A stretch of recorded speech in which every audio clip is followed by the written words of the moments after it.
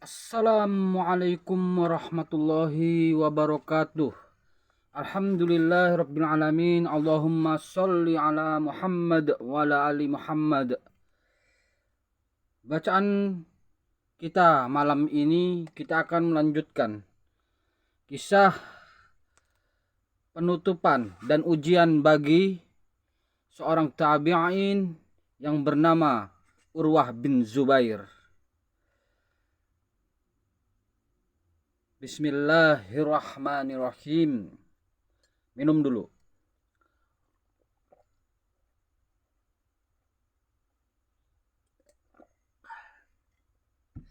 Alhamdulillah. Ujian bagi seorang mukmin. Allah Subhanahu wa taala ingin menguji Urwah bin Zubair, dan kehendaknya untuk menguji Urwah bin Zubair itu pun berlaku sesuai dengan kadar keimanannya yang kuat. Ujian yang tidak mungkin dapat dihadapi kecuali oleh pemilik ketakwaan, pemilik hati yang dipenuhi dengan keimanan dan digenangi oleh kekhusyuan terhadap Allah Subhanahu wa taala. Para khalifah pada zaman pemerintahan Bani Umayyah sangat memuliakan para ahli fikih Madinah dan menghargai mereka dengan setinggi-tingginya. Salah satunya adalah Al-Walid bin Abdul Malik bin Marwan yang pernah mengundang Urwah bin Az-Zubair untuk berkunjung di Damaskus. Maka Urwah pun memenuhi undangannya dengan ditemani oleh putranya yang paling tua. Lalu ketika dia telah sampai di Damaskus, dia menerima sambutan yang sesuai dengan kedudukan para ulama dari seorang khalifah yang telah menyambut kedatangannya. Dengan sambutan yang paling mulia dan terkesan berlebihan dalam memberikan penghormatan kepadanya, khalifah melapangkan tempat duduknya serta memberinya kebebasan untuk dapat melihat-lihat keindahan istananya dan keindahan alam Damaskus, supaya dia dan putranya bisa menjadi senang. Sudah lumrah adanya ketika Urwah berbincang-bincang di majelis khalifah. Sementara itu putranya tengah berada di pacuan kuda atau sedang melihat-lihat dan mencari tahu tentang tempat ini. Dan ini merupakan sesuatu yang disukai oleh para pemuda. Salah satu hal yang memikat hati putra Urwah itu adalah tempat penambatan kuda yang berada di salah satu penjuru istana. Ketika dia sedang bersukaria dengan kuda-kuda khalifah yang berdiri di atas 3 kakinya, tiba-tiba salah satu kakinya menendang putra Urwah dengan tendangan yang mematikan. Kaki kuda itu menyepak wajah dan tubuhnya sampai dia terpelanting ke atas tanah. Lalu dia terinjak oleh kaki-kaki kuda yang lainnya yang berlarian di atas tubuhnya, sehingga dia meninggal dunia. Urwah bin Zubair pun terkejut dengan berita kematian putranya. Namun dia menganggapnya sebagai ujian dari Allah dan tidak ada jalan keluar baginya selain daripada ketundukan terhadap ketetapan Allah Subhanahu wa taala. Allahu Akbar, Allah. Lalu dia menguburkan putranya dengan tangannya sendiri. Kemudian dia pulang dengan penuh kesedihan dan penyesalan. Namun dia mengobati penyesalan itu dengan kesabaran dan ketakwaan. Saat itu meluaplah perasaannya sebagai seorang ayah. Namun dia mengikuti jejak orang-orang yang sabar ketika ditimpa ujian dengan terus mengucapkan kalimat istirja. Inna lillahi wa inna ilaihi raji'un. Sesungguhnya kami milik Allah dan akan kembali kepadanya. Quran Surat Al-Baqarah ayat 156. Tidak berapa lama setelah peristiwa tersebut, Urwah merasa pikirannya kacau ketika dia sedang duduk di majelis khalifah. Dia terus mengulang-ulang ayat-ayat Al-Quran dengan lisannya yang senantiasa basah dengan zikir kepada Allah, seraya berharap agar Allah memberinya kesabaran dalam musibah yang menimpanya. Dalam kondisi demikian, tiba-tiba dia terkena penyakit pada betisnya. Lalu dia teringat bahwa penyakit ini sudah mulai menyerangnya sejak dalam perjalanannya menuju Al-Walid bin Abdul Malik, yaitu di daerah Wadil Qura. Ketika itu, dia menemukan luka di kakinya. Kemudian luka itu bernanah dan dia banyak menderita karenanya. Dan sekarang dia kembali merasakan sakit yang teramat sangat.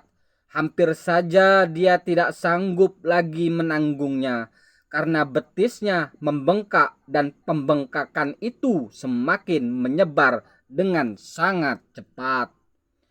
Pada saat itu, Khalifah memanggil para dokter untuk tamunya, Urwah bin Uzubair, dan dia memerintahkan mereka untuk mengobati tamunya dengan segenap kemampuan mereka dalam ilmu kedokteran. Setelah diperiksa dengan penuh ketelitian, para dokter itu sepakat bahwa betis Urwah harus diamputasi supaya penyakit jahat yang menggerogoti tubuh itu tidak terus menyebar ke bagian tubuh yang lainnya dan menyebabkannya meninggal dunia. Urwah pun menuruti pendapat para dokter itu, Masya Allah, dan menyerahkan segala urusannya kepada Allah. Lalu dokter pun datang dengan membawa peralatan untuk mengamputasi, dan mereka harus membius Urwah terlebih dahulu karena mereka tahu bagaimana rasa sakit yang menyertai amputasi dan pemotongan bagian anggota tubuh. Dokter pun berkata kepada Urwah, "Kami akan memberimu seteguk minuman yang memabukkan supaya engkau tidak merasakan sakitnya amputasi yang akan terasa sangat menyakitkan." Urwah menjawab, "Tidak, aku tidak akan menggunakan sesuatu yang haram demi mendapatkan kesehatan yang aku harapkan." Masya Allah, hebatnya orang dulu. Orang terdahulu keren. Dokter berkata, "Ini sangat berbahaya. Engkau harus dibius sebelum diamputasi, karena aku khawatir engkau akan menghentakkan kakimu ketika kami sedang melaksanakan tugas kami. Hal itu akan membahayakanmu." Urwah menjawab dengan penuh keimanan seorang ahli fikih dan ketakwaan seorang hamba yang taat kepada Tuhannya serta beriman terhadap qadha dan qadarnya. "Aku tidak ingin salah satu bagian dari anggota tubuhku dipotong tanpa aku merasakan sakitnya, dan aku menyerahkan hal itu kepada Allah. Aku tidak ingin salah satu bagian dari anggota tubuhku dipotong tanpa aku merasakan sakitnya, dan aku menyerahkan hal itu kepada Allah." Maka pada saat itu dokter pun mendatangkan sekelompok orang untuk memegangi Urwah karena dikhawatirkan Urwah akan menggerakkan tubuhnya pada saat proses amputasi. Namun Urwah menolak seraya berkata, "Aku tidak memerlukan mereka. Aku akan memalingkannya dengan berzikir dan bertasbih selama kalian melaksanakan tugas kalian." Ya Allah. Dokter pun mendekatinya dan mulai menyayat daging dari betisnya. Lalu diberikan gergaji kepadanya dan dokter pun memulai menggergaji tulang betisnya. Sementara itu, Urwah terus bertakbir dan bertasbih sampai betisnya selesai diamputasi. Untuk menghentikan darah dari luka semacam ini harus menggunakan minyak yang dipanaskan Lalu luka itu dicelupkan ke dalam minyak sehingga minyak itu dapat menghentikan aliran darah sekaligus mengobati lukanya. Disinilah Urwah jatuh pingsan dalam waktu yang lama. Para ahli sejarah menyebutkan bahwa dia pingsan selama 1 hari. Saat inilah dia tidak membaca Al-Quran yang telah menjadi rutinitasnya sehari-hari. Sejak dia menjadi seorang pemuda yang hafal Al-Quran dan senantiasa membacanya. Setelah dia sadarkan diri, dia memandang ke sekelilingnya. Dia melihat kakinya telah putus dan disimpan di dalam sebuah bejana. Lalu dia meminta kakinya seraya berkata, "Dialah Allah yang telah membimbingku untuk membawamu pada pertengahan malam ke masjid. Dia maha mengetahui bahwa aku sama sekali tidak pernah melangkahkanmu kepada perkara-perkara yang haram." Al-Walid bin Abdul Walid mendengar berita tentang pengamputasian betis Urwah dan apa yang terjadi padanya ketika proses amputasi itu, di mana pada saat itu dia hanya mengucapkan kalimat tahlil dan takbir, dan setiap kali dia merasakan sangat kesakitan. Allahu Akbar. Dia mengucapkan kalimat hasi, yaitu kalimat yang biasa dikatakan pada saat merasa sangat kesakitan. Al-Walid berkata, "Sama sekali aku tidak pernah melihat seorang syekh yang lebih besar, yang lebih sabar daripada Urwah bin Az-Zubair." Khalifah ingin menghibur Urwah terkait apa yang menimpa dirinya dan juga putranya. Karena musibah ini teramat berat, akan tetapi dia tidak tahu bagaimana cara berbela sungkawa kepadanya. Dalam kondisi demikian, tiba-tiba datang kepadanya sekelompok utusan dari Bani Abbas dan di antara mereka ada seorang laki-laki buta. Maka Al-Walid pun bertanya kepadanya tentang sebab kebutaannya. Laki-laki itu menjawab. Laki-laki itu menjawab, "Wahai Amirul Mukminin, dulu tidak ada seorang pun dari Bani Abbas yang lebih kaya dariku dalam hal harta. Tidak ada juga yang memiliki keluarga dan anak-anak lebih banyak selain daripada aku. Aku bersama harta dan keluargaku tinggal di suatu lembah di antara tempat kediaman kaumku. Lalu banjir besar melanda kediaman kami. Sebelumnya kami tidak pernah melihat banjir seperti itu. Banjir itu menghanyutkan semua harta, keluarga, dan anak-anakku. Tidak ada lagi milikku yang tersisa kecuali seekor unta dan seorang bayi yang baru lahir. Kemudian unta itu kabur sehingga aku meninggalkan anakku di atas tanah untuk mengejar unta itu. Namun belum jauh aku meninggalkan tempatku, tiba-tiba aku mendengar suara jeritan anak kecil. Aku pun memalingkan mukaku dan aku melihat kepala anakku berada di mulut serigala yang sedang memakannya. Allah. Maka aku langsung berlari ke arahnya, namun aku tidak berhasil menyelamatkannya karena serigala itu telah menghabiskannya. Lalu aku pergi mengejar unta yang kabur. Ketika aku telah berada dekat dengannya, salah satu kakinya menyepak wajahku sehingga menyebabkan keningku hancur dan mataku buta. Demikianlah ujian bagi laki-laki ini, lebih menyakitkan dibandingkan dengan ujian bagi Urwah. Dia telah kehilangan keluarganya, anaknya, hartanya, dan juga penglihatannya. Maka pada saat itu Al-Walid bin Abdul Malik bermaksud meringankan beban ulama dan ahli fikih Madinah itu dengan mengirimkan laki-laki ini bersama dengan salah seorang pengawalnya kepada Urwah, supaya dia tahu bahwa di antara manusia ada orang yang mendapatkan ujian dan musibah yang lebih berat darinya. Laki-laki itu pun pergi bersama pengawal. Lalu dia menceritakan kepada Urwah bin Az-Zubair tentang kisah hidupnya. Maka Urwah mengucapkan kalimat istirja dan menyerahkan semua urusannya kepada Allah Subhanahu wa taala. Dialah teladan bagi seorang mukmin yang terkena musibah, yang sabar dalam menghadapi ujian serta selalu bertakwa dalam keadaan suka maupun duka. Tidak berapa lama kemudian Urwah bin Az-Zubair dibawa kembali ke Madinah karena keluarga, murid-muridnya, dan para pengikutnya yang merasa kehilangannya selama waktu-waktu tersebut.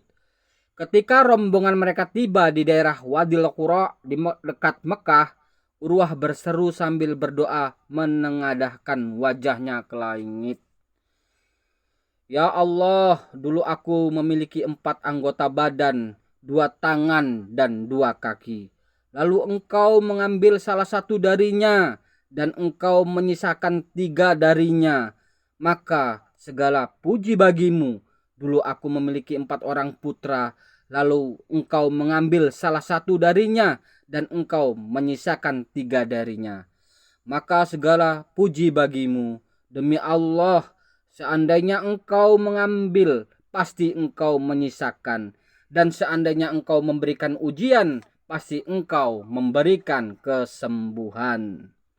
Benar, jika Allah telah mengambil darinya sedikit, maka Allah pun telah memberinya banyak. Jika Allah telah memberikan ujian kepadanya 1 kali, maka Allah pun telah memberinya kesembuhan berkali-kali. Inilah kenikmatan bersyukur kepada Allah dan bersabar atas musibah yang menimpa. Dengannya Allah telah mengistimewakan salah seorang hambanya yang mengikuti jejak kebaikan. Semoga keridhaan Allah dilimpahkan kepadanya. Urwah pun tiba di Madinah dan rumahnya Al-Aqiq telah dipenuhi oleh orang-orang yang berkunjung dan berbelasungkawa kepadanya. Kemudian Isa bin Tolhah datang kepadanya. Urwah menyambutnya dengan baik dan berkata kepada putranya, "Wahai anakku, perlihatkanlah kakiku kepada pamanmu ini." Maka putranya pun melakukan perintah ayahnya. Lalu Isa bin Tolhah berkata, "Demi Allah, wahai Abu Abdullah, kami tidak mempersiapkanmu untuk suatu pertarungan maupun perlombaan. Sungguh, aku telah menetapkan darimu bagi kami apa yang kami perlukan, pendapatmu dan ilmumu." Kalimat-kalimat tersebut sangat berkesan di dalam diri Urwah dan dia menganggapnya sebagai balas budi dari seorang murid terhadap gurunya. Lalu Urwah memandang kepadanya dengan perasaan senang seraya berkata, "Wahai Isa, tidak ada seorang pun yang berbelasungkawa terhadapku sepertimu." Subhanallah muridnya. Belum lagi Isa pergi meninggalkan gurunya dan keluar dari rumahnya, datanglah laki-laki lain, yaitu Ibrahim bin Muhammad bin Tolhah.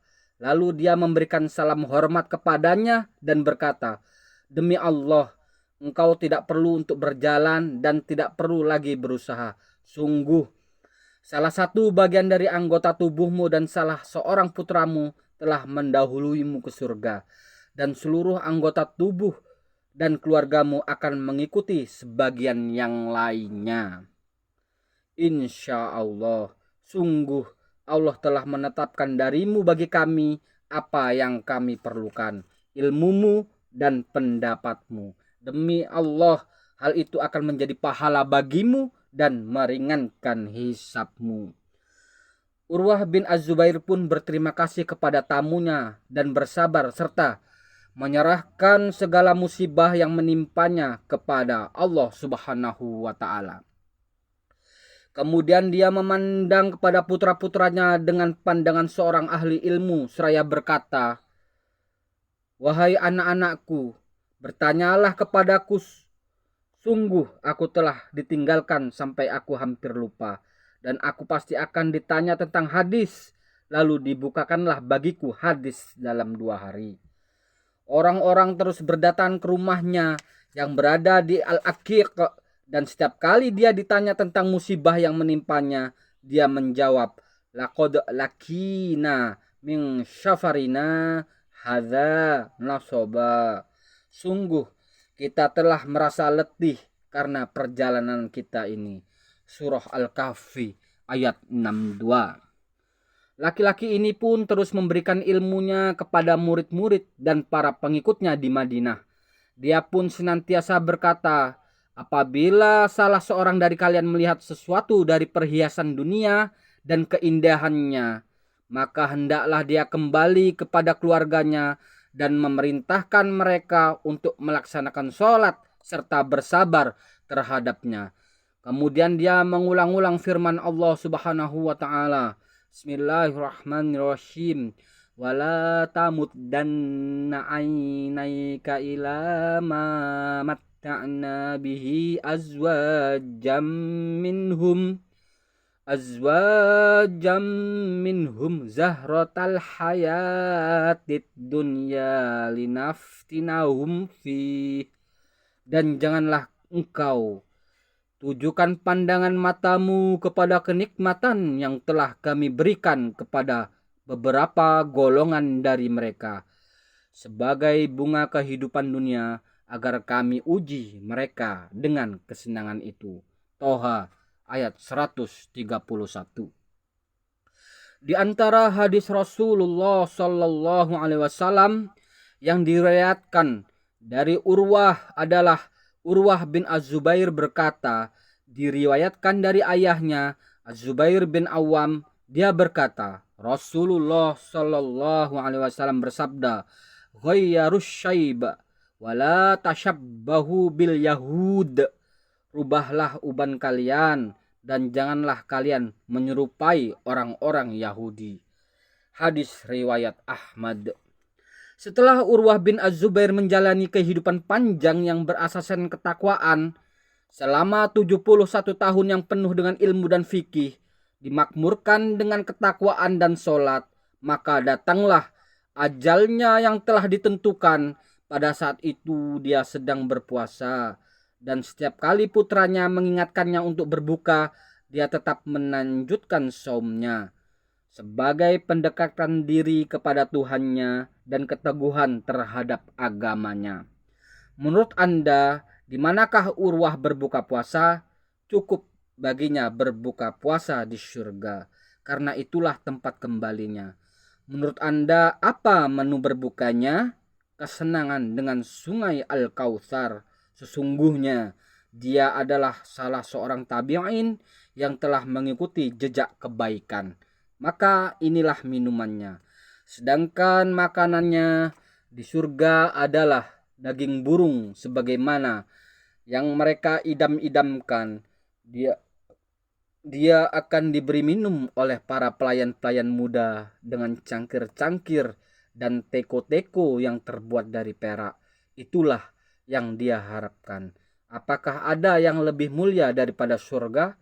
Semoga Allah melimpahkan rahmatnya kepada ahli fikih Madinah, Urwah bin Az-Zubair rahimahullah. Alhamdulillahirabbil alamin. Alhamdulillahirabbil alamin. Allahumma sholli ala Muhammad. Demikianlah kisah singkat sang tabi'in yang menjadi teladan dalam kesabaran. Semoga kita semua dikumpulkan bersama orang-orang yang mendapat predikat sebagai orang yang soleh dari golongan generasi terbaik umat ini. Yang di dalam hadis Nabi dikatakan, khairun nasi qarni, tsummal ladzina yalunahum, tsummal ladzina yalunahum. Sebaik-baik manusia ialah pada generasiku. Kemudian generasi berikutnya yaitu tabi'in. Kemudian generasi berikutnya yaitu tabi'ut tabi'in. Video yang akan datang saya akan membacakan kisah tabi'in berikutnya yang bernama Abu Bakar bin Abdurrahman bin Al-Harith yang bergelar rohibnya dari kaum Quraisy. Sekian dulu, terima kasih. Semoga kita bisa mengambil pelajaran dari kisah-kisah tersebut. Subhanakallahumma wa bihamdika asyhadu an la ilaha illa anta astaghfiruka wa atubu ilaik. Assalamualaikum warahmatullahi wabarakatuh.